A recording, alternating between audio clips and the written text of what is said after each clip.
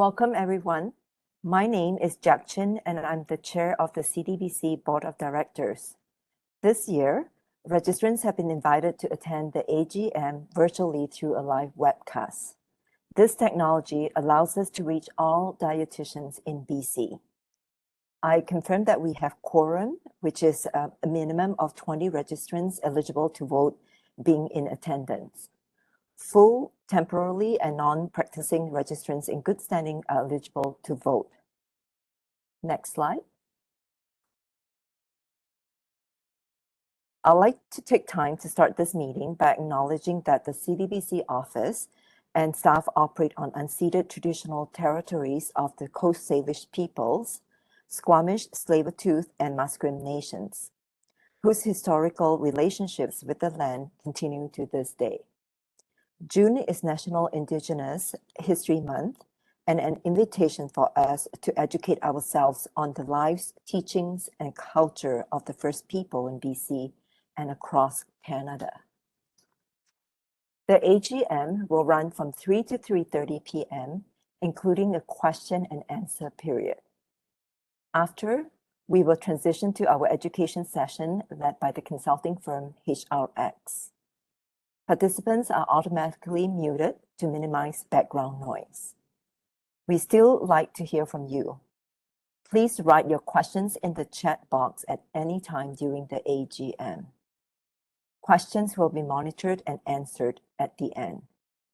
If we run out of time to answer all questions, you may also email us at info@collegeofdietitiansbc.org and we'll follow up after the AGM. If you experience technical issues, please use the chat box to notify us and we'll do our best to help you resolve the issue. Most issues are related to internet connection or workplace firewall. We are recording the session and the AGM today. We will provide you with a link to the recording soon after today's session. Next slide. As a reminder, the college holds an AGM in accordance to the CDBC bylaw that an AGM must be held once a year and no more than 15 months after the last one. And the AGM are open to the public and the quorum is 20 registrants. There are 5 components that must be covered in an AGM, namely the financial statements, the report of the auditor, the report of the board, the report of the committees, and the minutes from the last AGM. Next slide. Please take a moment to review today's agenda. Are there any proposed additions? If so, please use the chat box to let us know. I'll pause for a while to see if we have any additions.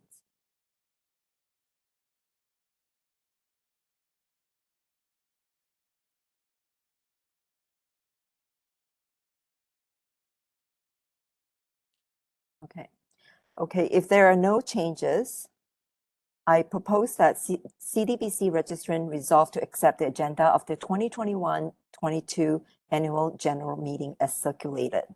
Those in favor, please raise your virtual hand that is next to your attendee name. Or you can also use the happy face icon. You just hover there and then there's a raise hand option. Okay, so we have met at least 20, so thank you very much. The motion will be recorded in the minutes. Next slide. So next, I will be introducing the CDBC board and staff. For the 2021-22 fiscal year, we had 10 directors on the board, 4 of whom were public representatives. They were Donald Grant, Sarah Lalonde, John Menegallo, and Jack Trumbley. We also had 6 registrants on the board: Jill Warboys, Marissa Alexander, Teresa Sividen, Anita Marriott, Alison Martel, and myself, Jack Chin Ko. Okay. And for our amazing team of staff, we have Joni Bouchard, Registrar, Melody Janot, Deputy Registrar, Sabrina Lauser, Registration and Communications Manager, and Ilana Sue.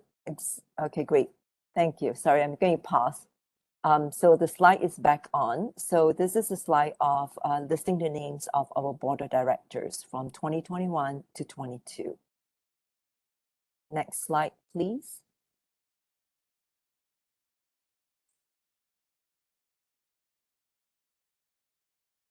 All right, thank you. Okay, great. You can now see this slide, which contains the photos of our amazing team of staff. So Joanie Bouchard on the top row, left to right, Joanie Bouchard, Registrar Melanie Journal, Deputy Registrar Sabrina Lauser, Registration and Communications Manager. And then on the bottom row, left to right, we have Ilana Sue, Executive Assistant and Registration Coordinator, and Elaine Van Oosten, Practice Advisor. Next slide, please. Great, thank you. Okay, I'll now like you to review last year's AGM minutes. Participants can access the draft minutes on the CDBC websites or via the link provided in the chat box. Are there any revisions? Please let us know in the chat box. I'm going to pause for a while to see if we have any revision. Okay. Seeing none, I'd like to move the following motion. CDBC registrants resolve to accept the minutes of the June 23rd, 2021 Annual General Meeting as circulated. Please vote by raising your virtual hand again.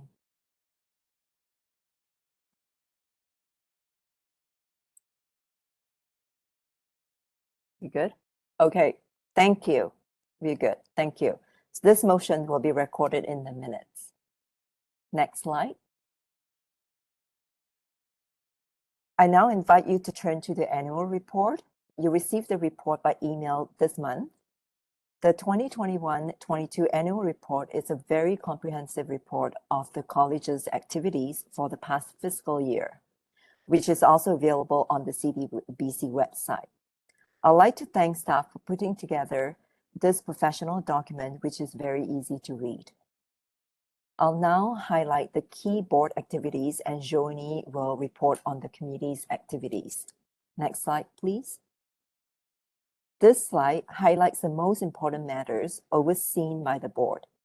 Approval of bylaws amendments to include the addition of finance and governance committees, the ability of the Quality Assurance Committee to form a panel, the registrar's authority to dispose of complaints under Section 32(3) of the Act, updated approved programs of study, and clarification of marketing rules around prohibiting the use of specialists, specializing, expert, expertise, or similar designations that suggest a recognized specialty, special status, or accreditation. Policies and guidelines review for travel expenses, delegations, and observers attending board meetings. Chair and Vice Chair election, emergency registration, term of reference for the new Finance Committee, term of reference for the Governance Committee, policy development framework.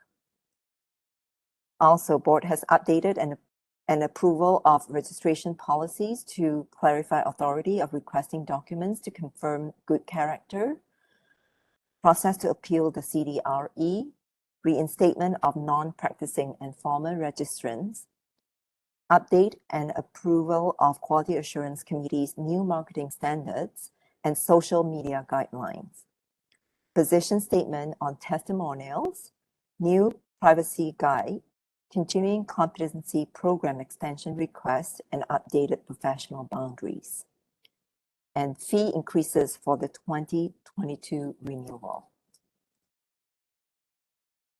I'll now turn it over to Joanie Bouchard, Registrar, to review highlights from each committee report. Next slide, please. Thank you, Jack Chin. Thank you everyone for attending the AGM this year. So we're going to start with the committee's report and the registration committee. So Jackson just covered the updated policies that the registration committee was in charge of updating this year and recommend for approval to the board. So I won't go through the list again, but just to highlight that these policies were for all class of registrant and different type of applicants. Next slide, please. The registration committee also worked on other stuff than just policy review. And so they completed the first phase of the knowledge assessment review project, which was supported by a grant from the ministry. This is for internationally educated applicants. The list of approved upgrading course was also updated for internationally educated applicant again.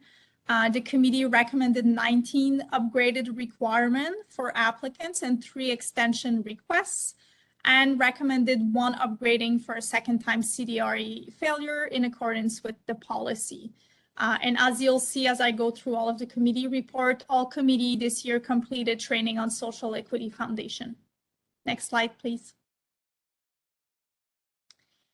The Quality Assurance Committee also created and updated several policy documents and guidelines. Again, Jackson mentioned what went to the board for approval after the committee did the work of approving the policy for the board to approve it. So several, again, area of practice for registrant, marketing and social media, conflict of interest and sales, the continuing competence program, extension, virtual practice, privacy, consent to nutrition care, and professional boundaries. Next slide, please. The Quality Assurance Committee also reviewed its competency matrix to include elements needed for reconciliation with First Nation, Métis, and Inuit people, and also making sure that there's elements regarding equity and diversity in their practices. They also completed training on that topic, and they started reviewing the ongoing work of the Code of Ethics Working Group, which is a project involving 6 Canadian dietetic regulators collaborating together to update the Code of Ethics for dietitian. Next slide, please. Also, under the umbrella of the Quality Assurance Committee, we wanted to report to registrant what the college does for practice advisory. So this year, the college received over 440 inquiries that were covering 725 topics, which we put in this table. And as you see, lots of them were overlapping different topics. And those inquiries also guide the Q&A that we publish in the monthly update, but also the work of the Quality Assurance Committee when they review guidelines and policies. Next slide, please. And last but not the least, the Inquiry Committee this year reviewed and disposed, meaning that cases were closed. So for 7 complaints. They also reviewed and started to inspect and appoint inspector for 12 new complaints. The committee also reviewed its competency matrix similarly to the Quality Assurance Committee to include the elements regarding reconciliation and equity and diversity, and also completed training on those topics. Next slide, please. A few other college activities that you will find in the annual report. The progress that we've made on the strategic plan that was approved by the board. You'll see this on page 22. Also an update on what the college did regarding modernization of the health profession regulatory framework on the same page. And we've also reported in a detailed manner all of our activities that were achieved for Cultural Safety and Humility Initiative, and same for Equity, Diversity, and Inclusion Initiative. And lastly, we've also kept this year a report and update on what the college did in response and support for the pandemic, and that's on page 26. And I'll also take the opportunity to continue to acknowledge that we we do recognize the important work that dietitians have been doing and are continue to do during this pandemic. And we do want to thank registrants for their professionalism and ethics during these challenging times. Next slide, please. Okay, we'll move on to the audited financial statement. You can go to the next slide, please. So again, the detailed financial statements are in the annual report. This is a requirement, so you will find a complete report from the auditor in the annual report at the very end. What's included on this slide is a very high-level summary. Obviously, if people have more pointed question that is related to what's in the annual report, they're welcome to ask a question either during the question time we'll have at the end, or email us at any time during the upcoming weeks. So the way the financial statements are presented always include a comparison between the current year and the year before. And so what you see on this table is the aggregate number for revenue, expenses, and what we call other expenses, which are the depreciation of CDBC's asset. And so at the end, you see the total balance of how the college ended the year. So obviously, as we continue to be during the pandemic, it is a little bit harder to predict expenses and revenue. Some of the differences this year that we've had, so the college had a smaller grant than the year before to work on some of the activities related to internationally educated applicants, but we did have much higher registration than we anticipated. So those were new registration coming from other provinces. So we ended up having a revenue higher than we anticipated in our budget. But you will see that it looked lower than in 2021, mostly because the budget the grant that we received from the ministry was smaller. On the expenses side, the college actually spent mostly in accordance with their budget, but there were a little bit some minimal underspending related to the maintenance of virtual activities for board and committee. So there were no travel for in-person meeting this year, even though we thought there would be, that we would start to have some. So taking all of that into account and having a smaller depreciation of asset this year, which is consistent with practice of depreciation. As you go through years, it becomes smaller. We ended the year with a positive balance of 36,000. Next slide, please. The CDBC auditor confirmed that the financial statement presented fairly the college financial position, and that we were also in accordance with Canadian accounting standard for non-for-profit organization. And lastly, the last note, just wanted to highlight that this year the board did not add any money in the restricted funds, as the goal for this fund was met in 2019.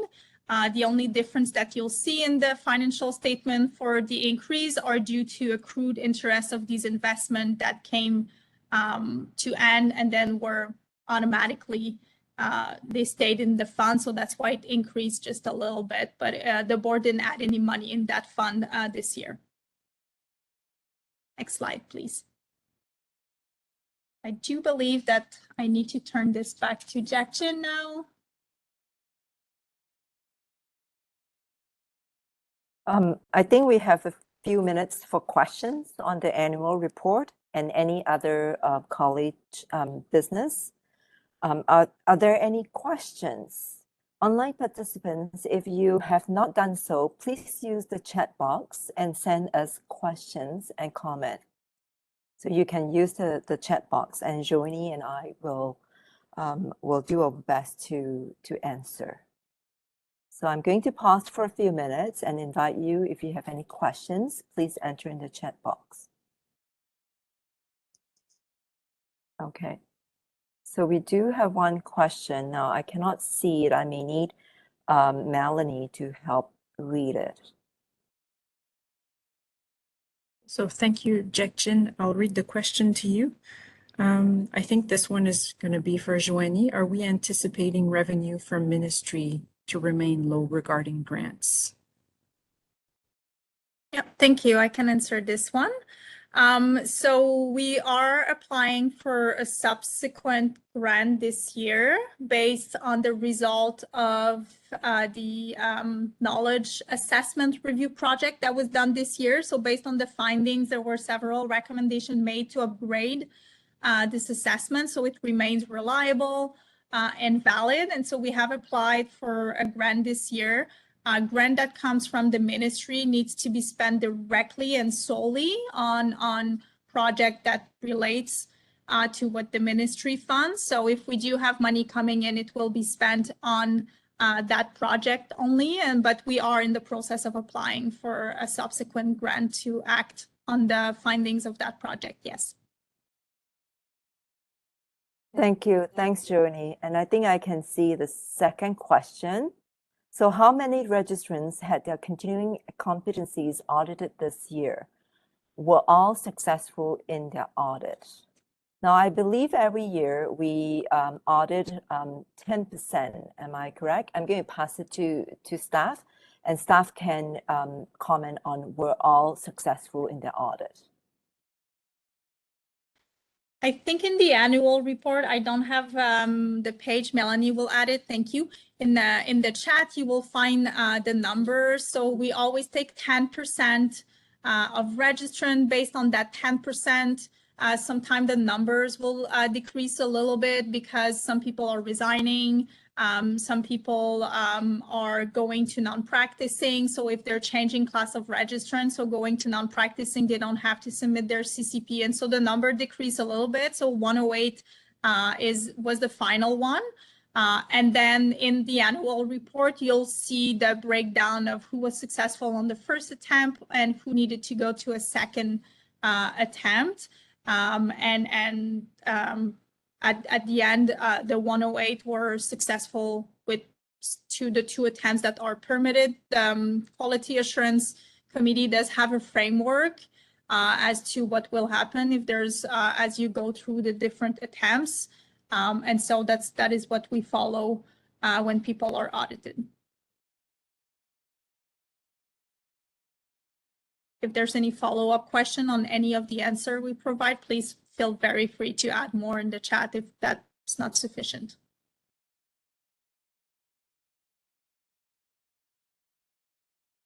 Okay. All right. So I think Melanie mentioned in the chat box that the CPP audit information is available on page 16 of the annual report. And then there was a question, there were technical issues with some of us not receiving confirmation of CPP submission. Any feedback on that? I'll have to look to Joanie and staff.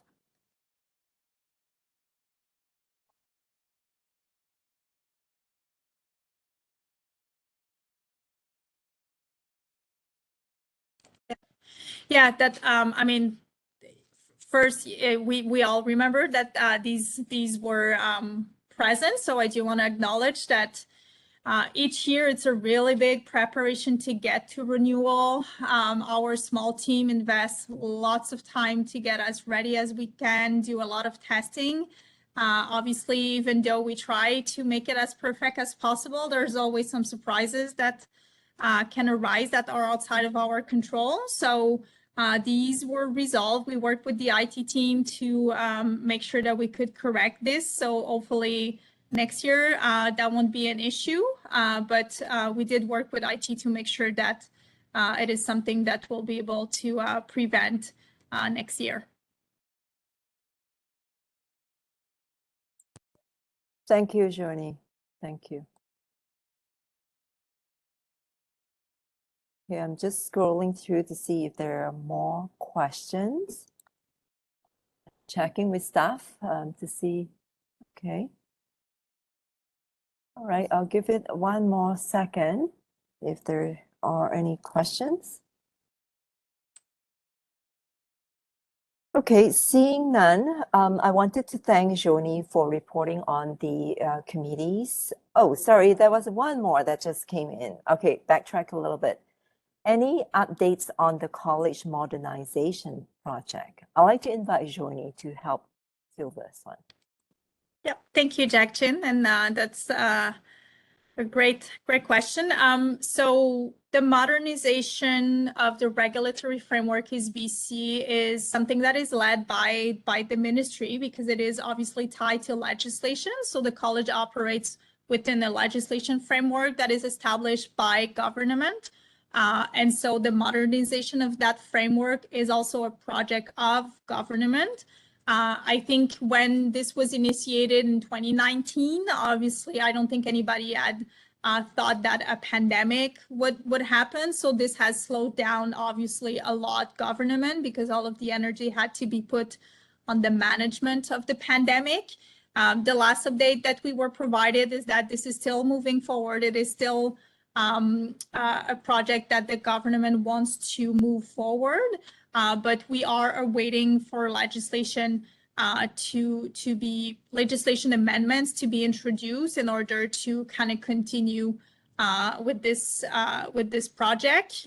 With that said, the college, the board, staff, we do continue to work with the assumption that modernization will happen and make sure that we follow some of the recommendations that were in the report that was published in 2019 that does include amalgamation, but there were a lot of other recommendations regarding complaints and governance and cultural safety and humility. So this is on what the college has focused its effort over the last 2 years while we wait for the legislation to be introduced. So it will still happen. We're not sure yet exactly when. But we can expect some changes to come when government will have capacity to start moving this forward again. Thank you, Joanie. Thank you. And I'd like to take this opportunity to thank everybody for your questions. It is great to see the questions. Thank you. Okay, so we can I have the next slide, please? Right, so we are now nearing the end of our AGM. We need one more decision before adjourning the meeting and moving to our education session. Are there any suggestions for revision to the annual report? If you have any suggestions, please enter it in the chat box. I'll give it a few minutes. Okay, seeing none, I'd like to move the following resolution. CDBC registrants resolve to accept the 2021-22 annual report as circulated. Those in favor, please vote by raising your virtual hand. So we meet, okay, great. Okay, so motion passed. You can now lower your hand. This will be recorded in the minutes. Thank you. Next slide, please. We're now ready to adjourn the AGM. Please raise your hand to adjourn the AGM. So the motion is CDBC registrants resolve to adjourn the AGM by consensus. Okay, so I got the thumbs up. So, so I can now say that the CDBC 18th Annual General Meeting is now adjourned, and the time is 3:33 p.m. Please stay on to the next session presented by HRX. Next slide. For those who may still have more questions, please contact staff at the office. At the end of the session today, there will also be a survey link sent to you to get your feedback. I want to take this opportunity to thank CDBC staff again for a great job in preparing us for this AGM. And also in particular, I wanted to thank everybody who signed on today in joining our AGM. And thank you for your participation and your question. We really appreciate it.